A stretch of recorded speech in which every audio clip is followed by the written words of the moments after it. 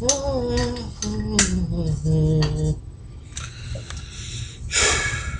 y'all, I did that like I was about to talk to y'all about something real serious, right? I'm not. It's just the Kardashians. So, yesterday, or not yesterday, what's today? Today's Tuesday. Oh, sad day in the world. We'll tell you guys why in a little while, but um, Sunday, we gotta talk Kardashians. Because I didn't get a chance to record on Monday or yesterday or Sunday because I was asleep. So, and or at work and or just not doing anything but recording. So anyway, so this episode of Kardashians was all about Bruce and how he can't hear, and about Scott and his newfound love of life. So let's just start by talking about Bruce. So y'all remember a couple of seasons ago, they went through this whole spiel about how Bruce can't hear and things of that nature. I don't want to be like Brandon, like flipping my hat every 30 seconds, because I get on my nerves. 1 second his hat's like this, then like in the middle of it, he's like this, then he turns like this, and he turns it back this way, and I'll be like, Brandon, if you don't stop moving that damn hat, I'm done. So they were telling Bruce like 2 seasons ago, like, look, you can't hear, you need to get your hearing together.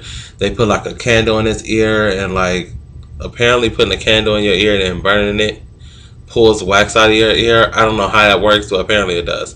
So they did that and everything, and they said he was fine, like his hearing was okay.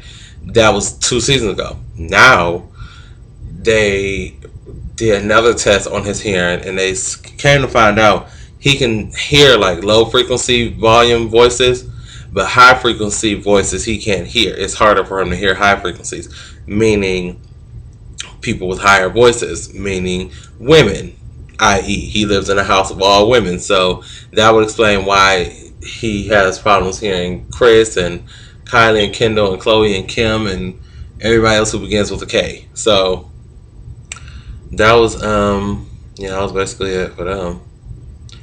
This episode was pretty boring, if you ask me. Next week's gonna get good. But anyway, so there was this lady who apparently has cancer, lung cancer, I believe, and she's actually from here in Ohio. Woo woo! I was like, shout out Ohio, Toledo.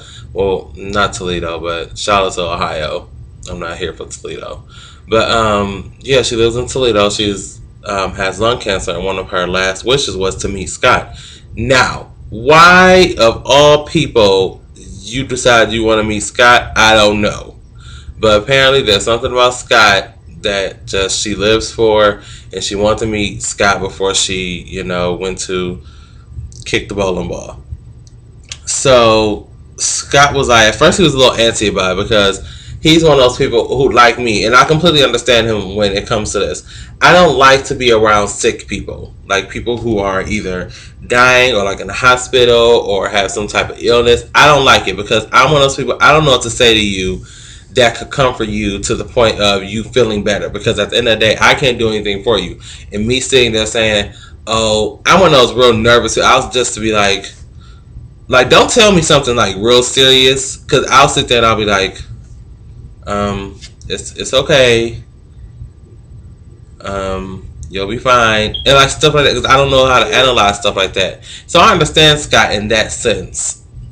And Courtney was making it seem like he was just being a douche, which normally Scott is.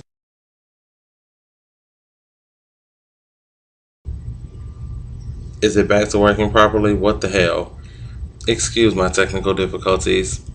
I'll be cussing my camera out after this video is over.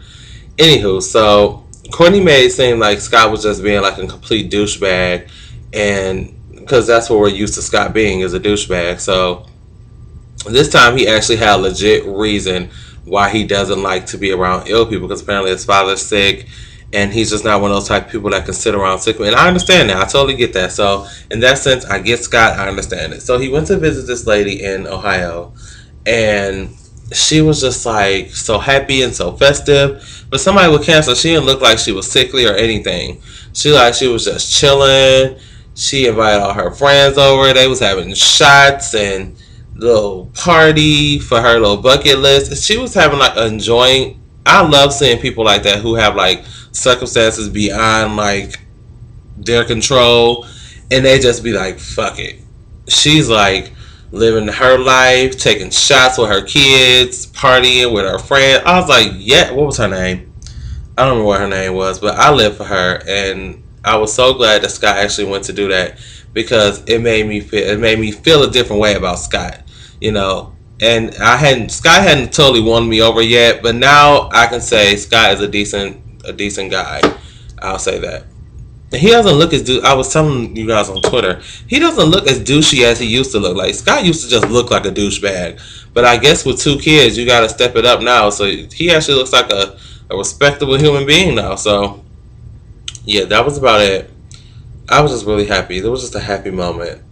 I almost wanted to cry, but I'm a thug, so I wasn't. Oh, police! Oh, that's an idiot rolling around with a very pink fluorescent shirt on a bike. Okay. So yeah, that's your Kardashian review. If you watched, let me know what you guys thought in the down below bar. Again, excuse my technical difficulties. I will make sure to come from my computer for you all. Okay. Yeah. So that's it. Bye, guys. Now, what the fuck is wrong with you, little laptop? You want to come for me?